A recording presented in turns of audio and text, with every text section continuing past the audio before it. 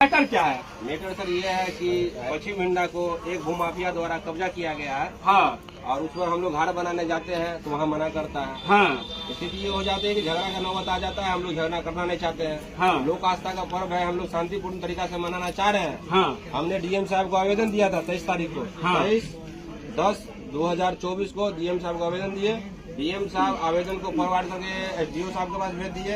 SDO साहब चिट्ठी निकाले, सीओ साहब को दिए।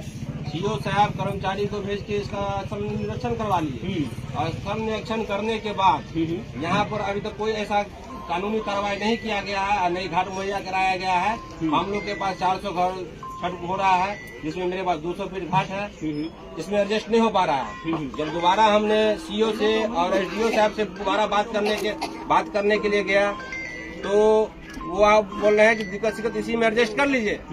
ये समझिए डीएम साहब को पत्र को भी अवहेलना किया गया है। हाँ डीएम साहब दिए हुए थे कि इसमें अविलंब तुरंत कार्रवाई किया जाए, लेकिन उसको भी अवहेलना किया गया है। और हम लोग का मांग है कि सर हम लोग प्रशासन की गुहार लगाते हैं कि हम लोग इधर हम लोग को छठ करने का जगह दिया जाए।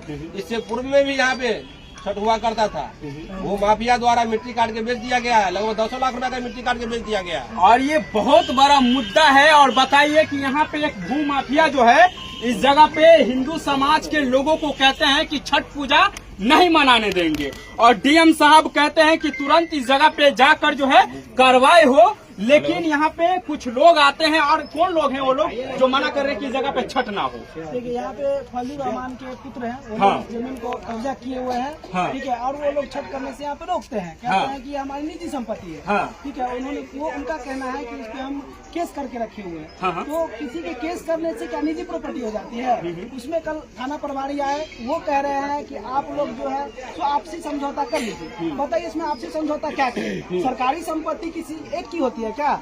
ये सरकारी संपत्ति है, इससे हम लोग को कोई लोग नहीं है। हम लोग सिर्फ यहाँ चाहते हैं कि हम लोग हर्षोल्लास से हर साल लोक आस्था का जो पर्व है पूरे विश्व में मनाया जाता है, और सरकार इसके लिए सभी तरह की मुहैया कराती है। लेकिन यहाँ की जो स्थानीय प्रशासन है हम लोग को कोई सपोर्ट करने के लिए तैयार नहीं है। डीएम साहब ने एप्लीकेशन को फॉरवर्ड कर दिया। एसडीएम साहब ने कहा सीओ अंचलाधिकारी को कि आप इसको देख करके अविलंब अतिक्रमण को खाली करवाइए, लेकिन वो इस पे मौन है। पता नहीं उनकी मौन का कारण क्या है, पता नहीं किस तरह का प्रेशर है उनके ऊपर जो कोई कार्रवाई करने से वो डर रहे हैं। हमें तो लगता है कि पूरी मधुबनी प्रशासन डरे हुए हैं और वो कार्रवाई करने से रुक रहे हैं। आप बताइए कि यहाँ पे 400 परिवार जो है छठ करते हैं। अब 400 परिवार छठ करते हैं और 200 फीट घाट है, ये कैसे संभव है?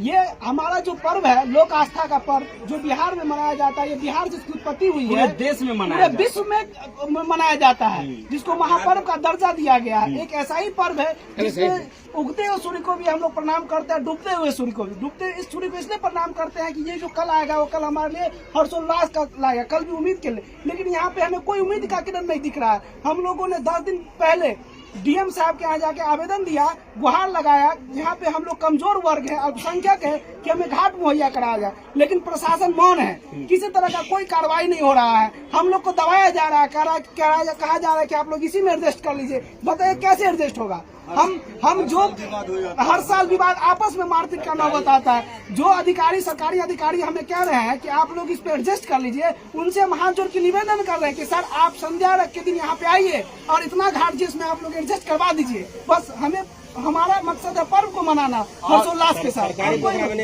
सरकारी तालाब है। हाँ। ये सरकारी तालाब है, और हम लोग जब सरकारी तालाब में मनाने से रोका जा रहा है, और इस गांव में इस तरह का कोई तालाब